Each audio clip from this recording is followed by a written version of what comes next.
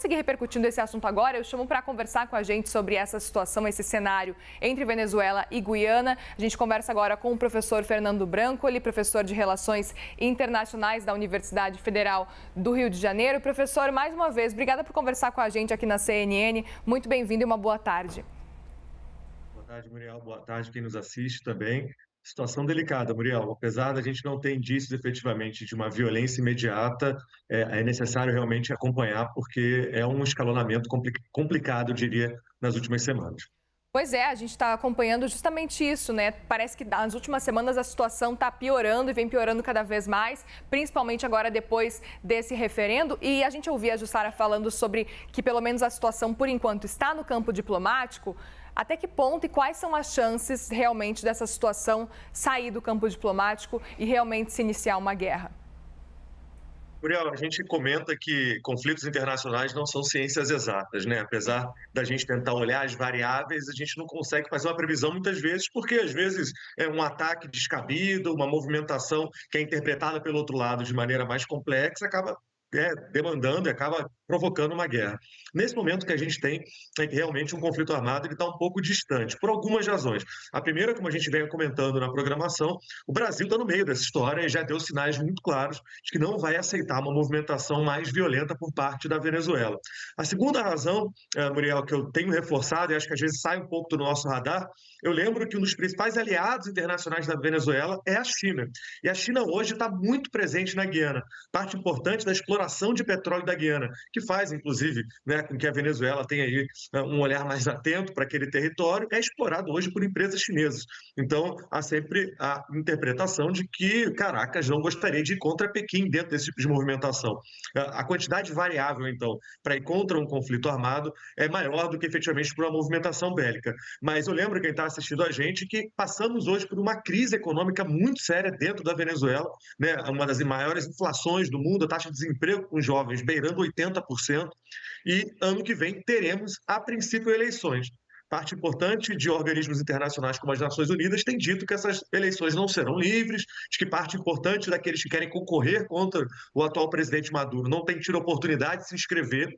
Então, ele estaria usando, de certa forma, essa movimentação contra a Guiana para encontrar uma agenda diferente, movimentar práticas nacionalistas. E a gente sabe que, dentro de lógicas de economia complicada, governos com uma democracia extremamente falha, é natural, em determinados momentos, uma tragédia nesse sentido, mas é natural que grupos acabam encontrando conflitos internacionais para mudar um pouco o foco. Então, a princípio, acho que está distante o conflito armado, mas eu não retiraria completamente de pauta, porque, como a gente está vendo, a Venezuela vai ter problema ao longo dos próximos meses. Pois é, e aí no meio disso tudo está o Brasil, literalmente, né? Territorialmente falando, o Brasil está no meio disso tudo também. E a gente sabe que historicamente o Brasil tem um papel muito neutro quando a gente fala de guerras. O Brasil que tem tentado nos últimos meses, principalmente no último ano, pegar um protagonismo, digamos assim, como pacificador de guerras. Ucrânia e também Rússia, Hamas e também Israel. Qual que é o cenário a partir de agora? Como que o Brasil se insere nesse momento, levando em consideração que acaba tendo alguns laços com o Nicolás Maduro, levando em consideração que o próprio Nicolás fez um movimento de vir aqui para o Brasil também no começo do mandato do presidente Lula. Gostaria de te ouvir também, professor, sobre esse cenário do Brasil e se é possível manter essa neutralidade e esse papel de protagonista pacificador que o Brasil tem procurado de modo geral em outras guerras. Olha, Muriel, o Brasil tem sido recebido de maneira bastante interessante, tanto por parte da Venezuela quanto por parte da Guiana.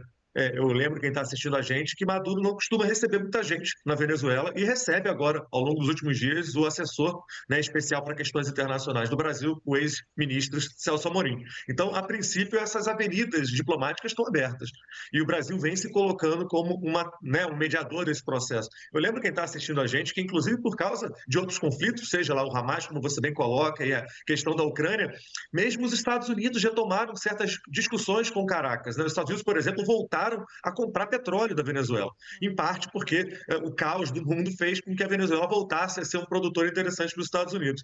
Então, há sim a possibilidade do Brasil tentar ser um mediador nesse momento, de tentar encontrar um meio termo, e como a gente vem reforçando na programação, Muriel, está muito relacionado com a vontade brasileira de, ponto um, manter o continente, né, a América do Sul, de certa forma, tranquila no que diz respeito a conflitos entre estados. É claro que é um continente ainda, né, passamos por problemas de narcotráfico, coisas parecidas, mas não temos, a princípio, violência entre estados.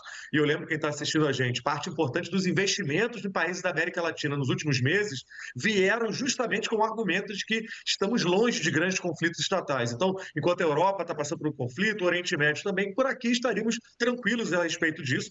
Uma guerra nesse momento não seria interessante para ninguém, momento de retomada econômica. E a segunda questão diz respeito justamente à vontade brasileira de não termos presença de países de fora desse contexto, aí, principalmente os Estados Unidos, na região. Nesse momento, caso a Venezuela invadisse a Guiana, nós teríamos grandes chances dos Estados Unidos entrarem nessa história para tentar, de alguma maneira, apaziguar esse processo, que é tudo que o Brasil não quer.